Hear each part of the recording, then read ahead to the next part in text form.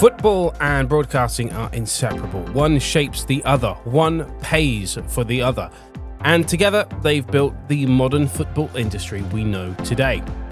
But while the Premier League is usually credited with saving a fledgling British Sky Broadcasting and reshaping British broadcasting forever, there's another story from the early 2000s, a deal so ambitious and so expensive and so poorly executed that it nearly collapsed the Football League entirely. This is the story of a £315 million gamble, a legal battle, a financial disaster, and the deal that almost broke English football. The story of ITV Digital. By the late 1990s, Sky, formerly known as British Sky Broadcasting, was untouchable. The Premier League deal had transformed them from a struggling broadcaster into a cultural force, dominating sports coverage and paid TV in the United Kingdom. Sky had, then, over 200 channels, exclusive rights to Premier League football, millions of subscribers, and a nationwide reputation.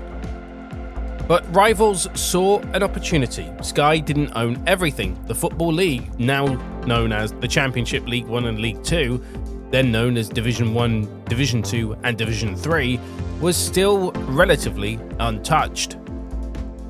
If someone could secure those rights and pair them with a new television service, they could challenge Sky, or at least that was what executives might have thought. Enter ONdigital, which was launched in 1998 by Carlton Communication, the London franchise of the ITV system, and Granada Television, the Manchester franchise of the ITV system. Their aim was to create the UK's first digital terrestrial television service. No satellite dish required, just a simple set-top box connected to an aerial. And strangely enough, Sky itself were briefly shareholders early on in the project, which created a bizarre scenario. Sky's potential rival was partly owned by the very company it was trying to compete with. Still, ONdigital believed they had something Sky didn't: easy access, free installation, the ITV brand eventually, and exclusive channels including football. But there was just one problem. ONdigital launched with 40 channels, while Sky already had over 200. Consumers immediately saw the difference. Desperate for a killer selling point, ONdigital, like Sky before them, went all in on football.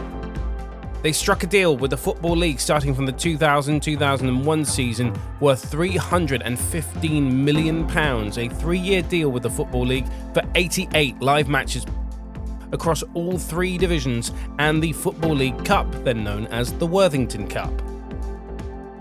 Adjusted for today's money, that's around £600 million deal, or $200 million per year. That's more than Sky pays today for the EFL at around £187 million.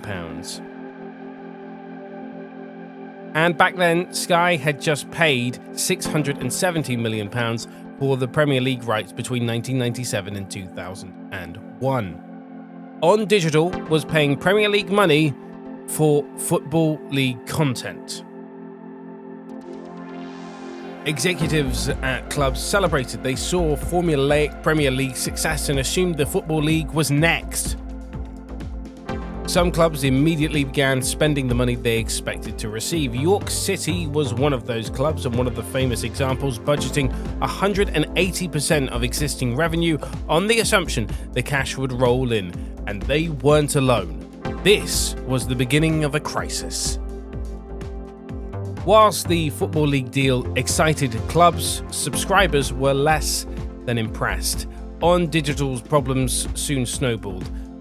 Poor signal quality. Digital terrestrial television in 1998, when it launched, was unreliable. Many homes struggled to get a strong enough signal, leading to constant pixelation and dropouts. The weak channel lineup, 200 for Sky, well over 200 for Sky, versus 40 for ONdigital for the same monthly price, an easy decision, most viewers thought at the time. And ONdigital's smart cards were cracked almost instantly, allowing illegal viewing cards to flood the market. People simply watched ONdigital for free. The company was bleeding money at a terrifying rate, Football was supposed to save them. Instead, it became an anchor they couldn't lift. Another problem with the Football League deal that ITV Digital soon discovered was that no one actually watched it, because no one really wanted to watch Darlington versus Kidderminster Harriers in Division 3. But they did watch Charlton Athletic versus Bolton Wanderers in the Premier League. They just were on completely different worlds, and the viewing figures reflected that because they were very low for Football League content on the ITV Digital Football channel or ITV Sports Select if they put it on the pay-per-view channel. In July 2001, ONdigital rebranded as ITV Digital, hoping the ITV name would boost trust and subscriptions. Fun fact, it didn't. It also caused problems for the other ITV franchises outside of London and Manchester, with Carlton being London and Granada being Manchester. They didn't actually own the ITV name, as it was owned by all franchises. The financial situation worsened, subscriber numbers stagnated, piracy increased, the Football League payments were due, and ITV's other businesses were struggling, specifically Granada and Carlton, who had various other business interests. Carlton in cinema and Granada in entertainment, hospitality and events. ITV Digital went back to the Football League and begged to renegotiate the deal, proposing to reduce the £315 million contract to just £130 million. The Football League, already spending the money on wages, stadium improvements and debt, refused, and they were well within their rights to. For them, accepting the cut would mean immediate bankruptcy at several clubs. The standoff ended in March of 2002 when ITV Digital collapsed into administration. When ITV Digital collapsed, the Football League suddenly faced a catastrophic reality. £315 million had been promised, but only a fraction had been paid, leaving a black hole, a shortfall of £178 million. Entire clubs were instantly thrown into crisis.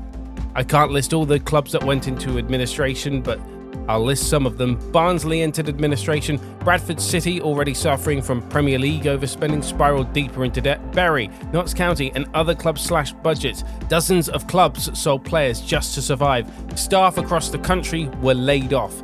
In total, over 1/3 of Football League clubs faced serious financial distress. For many supporters, this was the closest their club ever came to disappearing entirely, and the drama wasn't over yet. The Football League sued ITV Digital's parent companies Carlton Communication and Granada Television, arguing that they were ultimately responsible for the unpaid money. The case went to High Court, with the clubs and fans desperate for justice, but the ruling was devastating that Carlton and Granada were not liable. The Football League lost the case, and the money was gone forever. This cemented the collapse of one of the worst financial disasters in British sports history. But what positives, if any, did we get out of it, or what scars are still visible from the collapse of ITV Digital? Well, the Football League, now the EFL, has introduced wage caps for League 2 and League 1. Financial fair play rules were tightened. TV rights negotiations became a little bit more conservative, and Sky's dominance became uncontested for over a decade. For the EFL, the collapse was a generational turning point. For Sky, it removed another domestic rival. And for clubs, it was a brutal reminder that broadcast money can vanish overnight.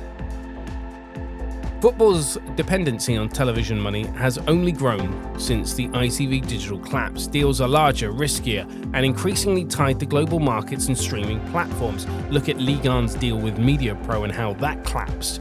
Yet the core lesson remains unchanged. The game's financial stability cannot depend on broadcasters taking reckless bets, because when a media company collapses, it doesn't just disappear from the TV guides or your Amazon Fire Stick, it can take entire football clubs with it. The ITV Digital deal promised a new era. Instead, it almost broke English football.